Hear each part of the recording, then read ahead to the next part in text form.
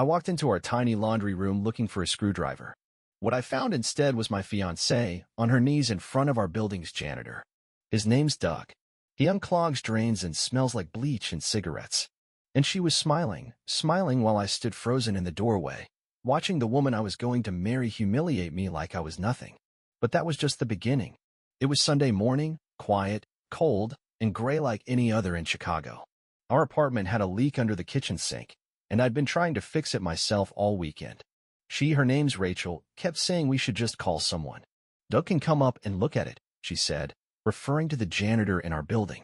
I didn't like the idea, but I said fine. He came by Saturday afternoon. I stayed in the living room while he worked, trying not to feel useless. Rachel offered him coffee, laughed at his jokes like they were clever. I told myself I was overthinking. The next morning, I realized I left my screwdriver in the laundry closet next to the unit's boiler. I walked in without knocking. Who knocks on their own laundry room door? The second I opened it, I saw her. On her knees. His pants around his ankles. Her hands on his thighs. She didn't see me at first.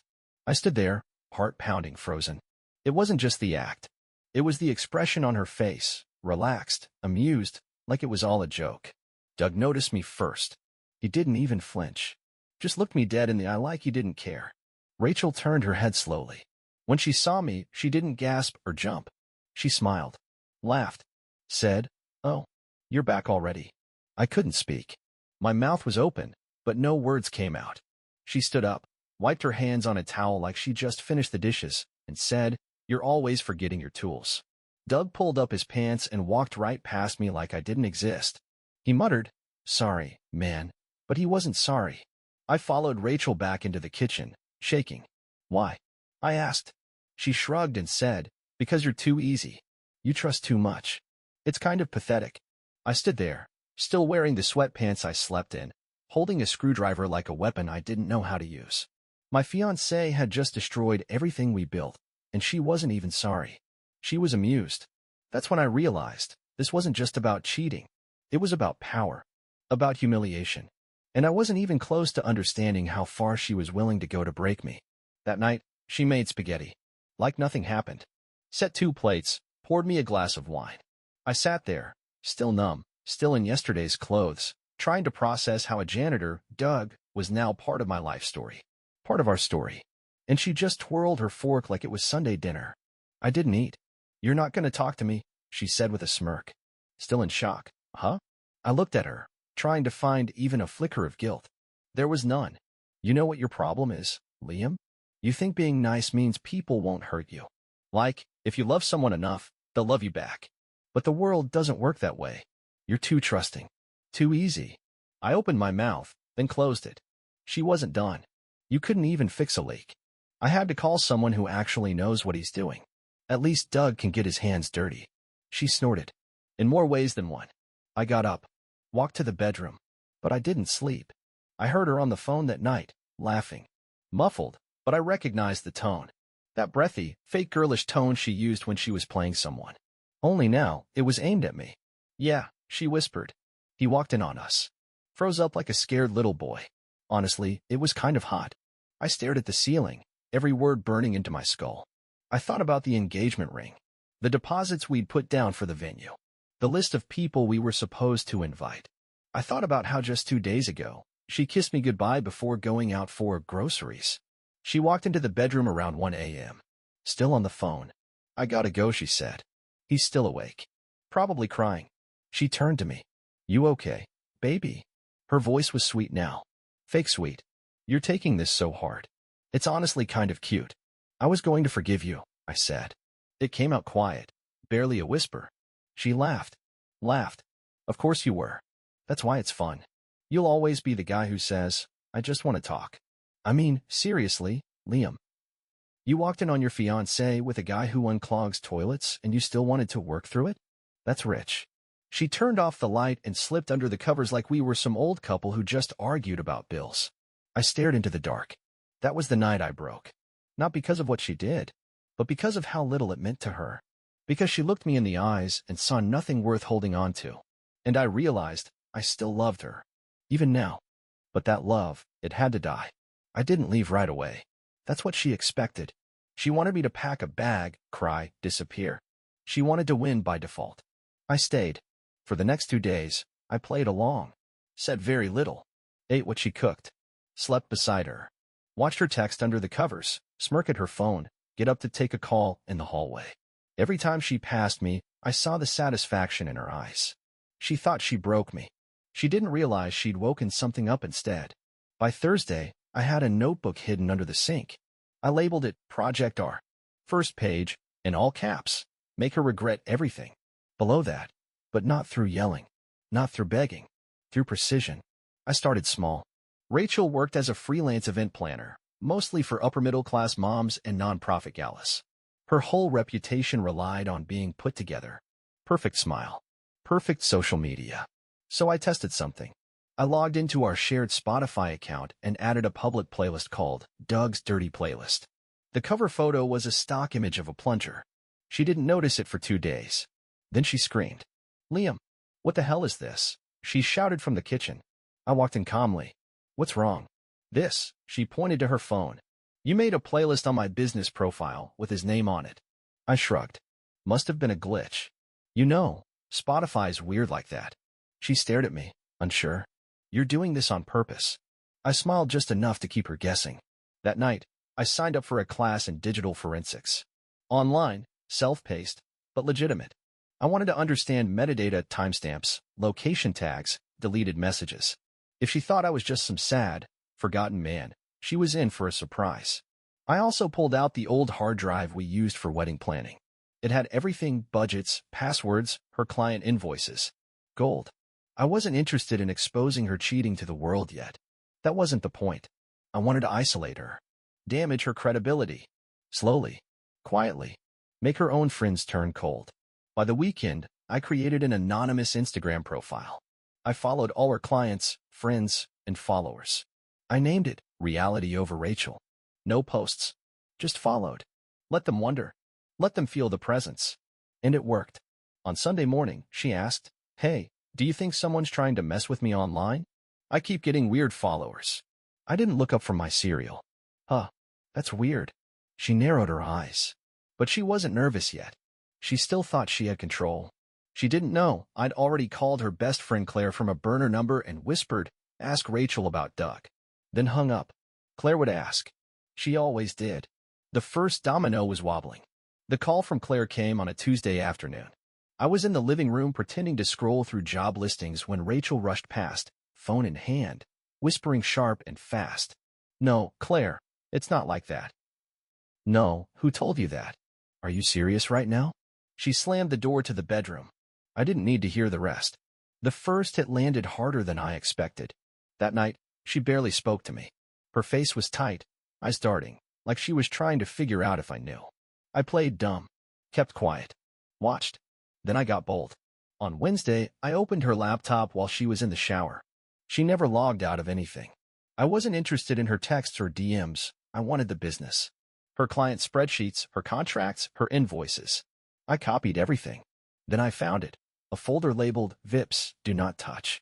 Inside were mood boards, budgets, and private event briefs for 3 high-profile clients. One of them was a politician's wife. Another was a hospital board fundraiser. I recognized names from the news. I smiled. That night, I created a new Gmail address under a fake name, conciergefeedbackteam@outlook.com. Then I sent anonymous messages to each of her clients. They were polite, vague, but enough. "Dear Mrs. Holloway, we regret to inform you that your event planner, Ms. Rachel M., has had multiple complaints filed regarding her conduct during business hours. A source close to her has raised concerns of personal affairs interfering with vendor scheduling. Please monitor any irregularities moving forward." 1 message per client. Sent from a VPN. Untraceable. 2 days later, Rachel woke up to 5 missed calls and a canceled consultation. She stormed into the room while I was brushing my teeth. "Someone's trying to ruin me," she hissed. "You didn't say anything to anyone, did you?" I met her eyes in the mirror. "About what?" She hesitated. "Nothing. Never mind." I could see it. First time she actually doubted herself. She didn't know where it was coming from. She was used to control. This was fog. That same night, I created a Twitter account under a burner name and followed every account she interacted with. Then I posted one thing. When your event planner is busy with the janitor, don't expect the guest list to be accurate. Hashtagged it with her name. Tagged nobody. Just left it there. Suspicious. Subtle. The next morning, she deleted her Twitter account. By Friday, she was unraveling. She canceled brunch with Claire. Locked her phone more often. Even snapped at her mom over FaceTime. I could feel her slipping. Spinning. And that's when I knew I'd landed the first punch. For once, she looked like the one caught off guard. But war has many rounds. And I knew she wouldn't stay down for long. I underestimated her. I thought she was cracking. That the doubt, the paranoia, the silence, it all meant I was in control. I didn't realize she was just coiling, waiting to bite. It started with a job interview. I'd applied to a small logistics firm outside the city.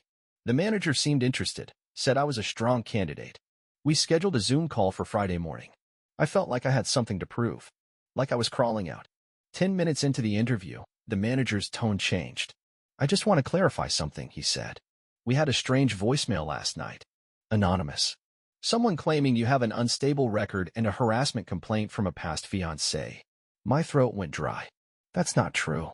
I figured it wasn't. But our board takes these things seriously. We're going to pause the hiring process for now. He hung up. I stared at the screen for a long time. Rachel walked past the open doorway, sipping coffee, not even looking at me. But I saw the corner of her mouth twitch. She knew. She knew exactly how to hit me quietly, invisibly. She didn't need to scream or threaten. One phone call. One message. She could smear me into the ground without ever raising her voice. I tried to confront her. You told someone I was unstable? She looked up from her phone. What are you talking about? You know what I'm talking about. Oh. She smiled. You mean the same way someone started a rumor that I sleep with my clients? That would be terrible, if it were true. She walked right past me, leaving the scent of her perfume and superiority in the air. I couldn't prove it was her. But I knew. Just like she couldn't prove it was me. This wasn't about truth anymore. It was about narrative, perception. And in that moment, she had it. The next day, she posted a photo of herself on Instagram, new dress, wine glass in hand, standing next to Doug. No caption. No tags. Just enough. I watched the likes roll in. Her clients. Her friends. My friends. Then I saw it. Someone from my circle commented, "You two look cute together." It was working. She was rewriting the story. Turning the betrayal into a soft-focus romance. Recasting me as the bitter ex. The overreactor. The weak one. That night, she turned to me and said, "Just so you know, Doug's moving in next month." I already told the landlord. My ears rang. This is my place. You moved in with me. Actually, she said, the lease is in both our names. You added me last year, remember? During our forever planning phase? So unless you want a legal mess, you'll deal with it. I slept on the couch that night. She didn't even close the bedroom door. I heard her on the phone again, whispering, laughing. One word floated out of the darkness. Pathetic. And for the first time, I started to believe her. I didn't cry anymore. Something shifted after she said Doug was moving in. I spent one last night on the couch, staring at the ceiling, listening to her fake giggles through the paper-thin wall. And by morning, I wasn't numb, I was awake. I walked to the bathroom mirror, looked at myself for a full minute. Pale, tired, hunched. I looked like the version of me she wanted to exist. The sad, broken one. The guy people scroll past. I whispered out loud, not anymore. First, I needed leverage. Real leverage. Not rumors. Not tweets. I dug back into her laptop, but she'd wised up. Everything was password protected now. But her phone? That was still her weakness. She slept with it under her pillow, sure, but she also took long, scalding showers every night. 10 minutes of steam and noise. That was all I needed. That evening, while she was in the bathroom, I synced her iCloud to an old tablet we hadn't used since we got it for Christmas 2 years ago. It took 5 minutes. I downloaded everything. Her texts. Her notes. Her voice memos. And then I found it, a memo labeled Doug Talk Points. I opened it. If Liam ever tries to spin the story, say he was emotionally manipulative. Say he never supported your business. That he got aggressive once when he was drunk. Doesn't matter if it's true, just enough to make people hesitate. My hands were shaking, but I kept scrolling. Photos. Screenshots of messages to her friends, laughing about how easy I was to manipulate. A folder named Exit Strategy. Inside were plans for her rebrand after the breakup. A pitch deck for a podcast called Rebuilding Rachel. She wasn't just trying to move on, she was turning me into her origin story. Her launchpad. I wasn't going to stop her. I was going to beat her to it. The next morning, I booked a consultation with a lawyer, family, and civil. Not to sue. Not yet. Just to ask questions. About joint leases. Shared liabilities. Slander. Digital evidence. Then I contacted someone I hadn't spoken to in months, Brian. He ran a small wedding photography business. We'd hired him for our engagement shoot. But before that, we were college roommates. He still owed me a favor. Hey, I said, you still do private photo storage backups for clients? Yeah. Why? You ever delete anything? Nope. Why? Do you have the originals from my shoot with Rachel? He laughed. Man, I back up everything. You want him? Yes, I said. Every single one. He sent me the files that afternoon. Over 400 images. Us smiling. Her crying as I gave her the ring. Holding the little, she said yes sign. All dated. All high-res. All perfect. I created a new Google Drive folder labeled Timeline of a Lie. Then I started organizing. By that night, I had over 30 files. Screenshots. Memos. Calendar inconsistencies. Messages to Claire. Bank statement showing her buying Doug dinner weeks before she claimed to have drifted from me. I wasn't going to humiliate her.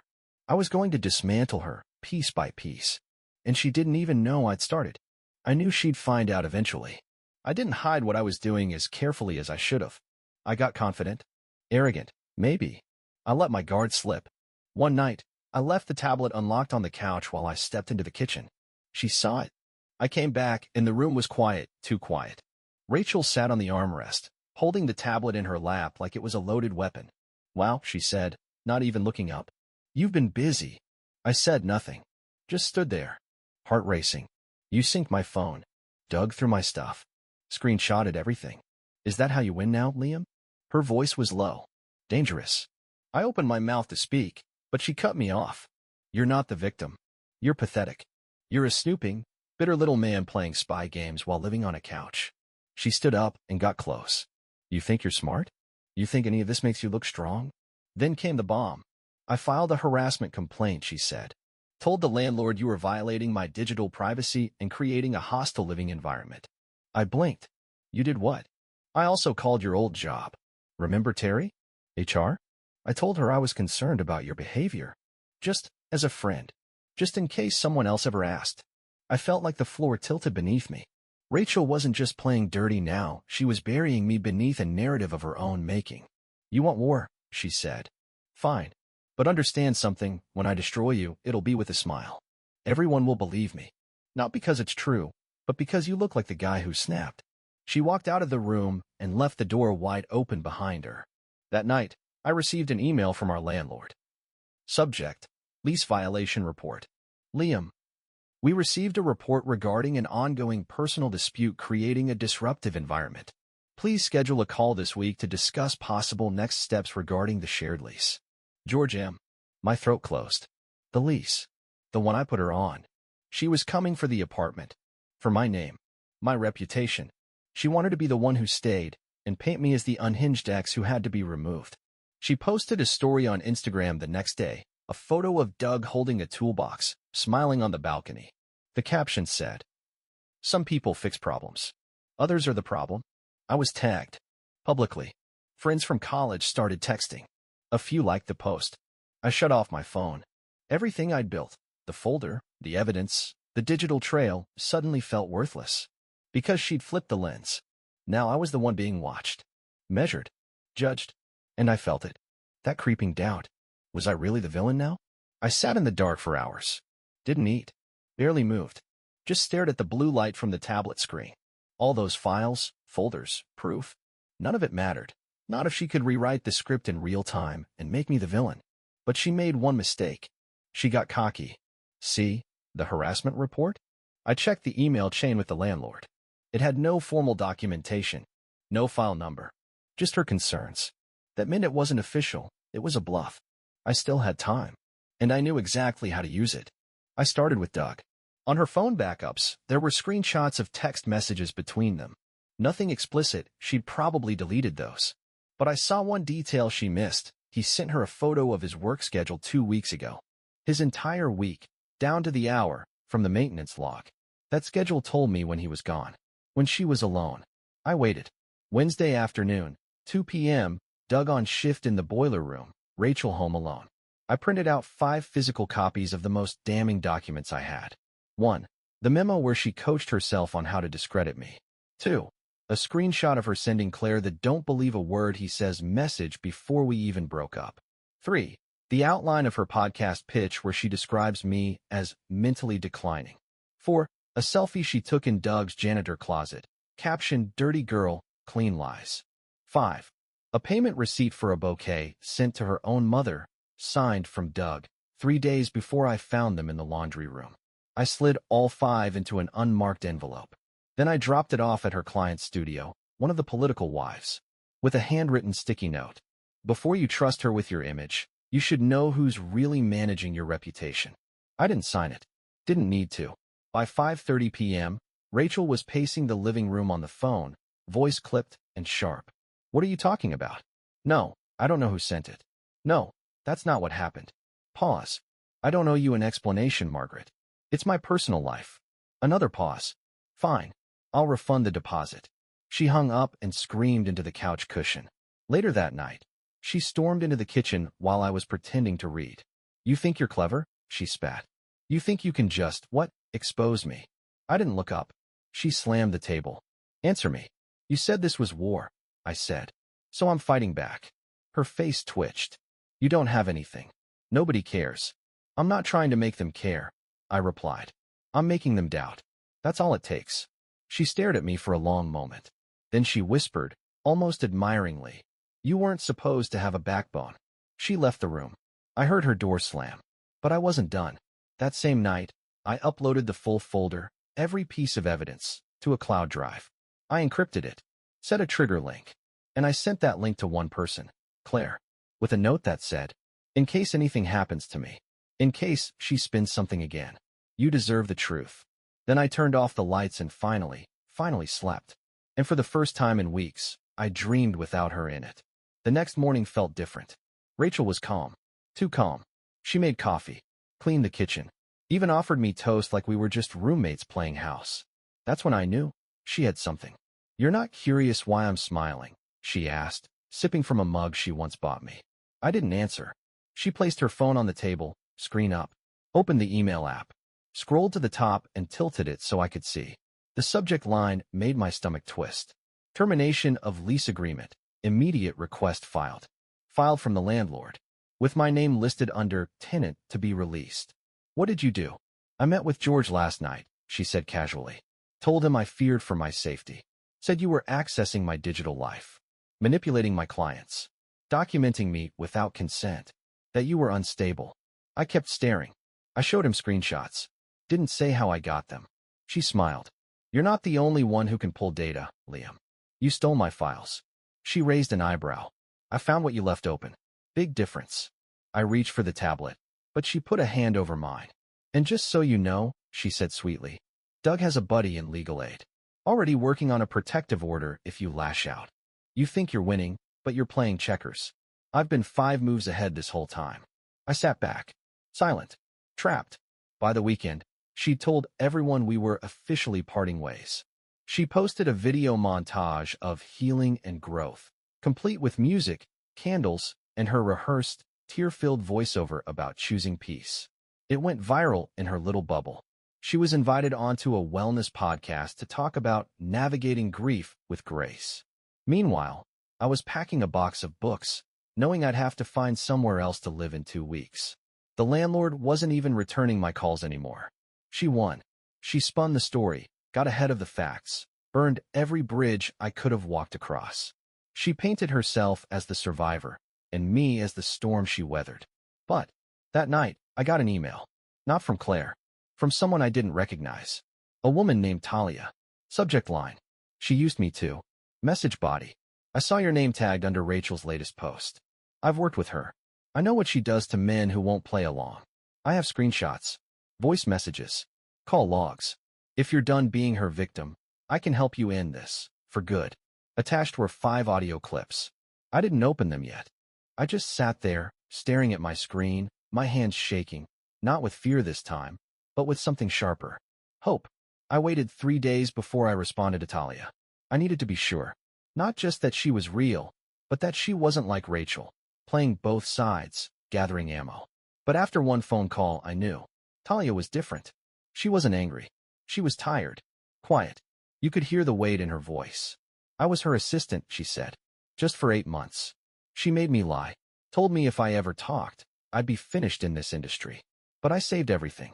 Because I knew one day someone would need it. She sent me a zip file. Inside, audio of Rachel coaching Talia on how to gaslight clients. Texts where she admitted to editing invoices post-event to skim extra fees. Even a video where Rachel drunkenly told a vendor she kept Liam around just to make herself look grounded. It wasn't just betrayal now.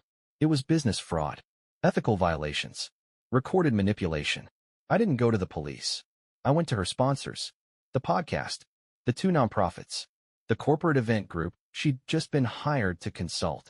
I emailed 1 document each, from a fresh account, with the subject line, "Before you finalize the contract, listen to this." And then I waited. The fallout was swift.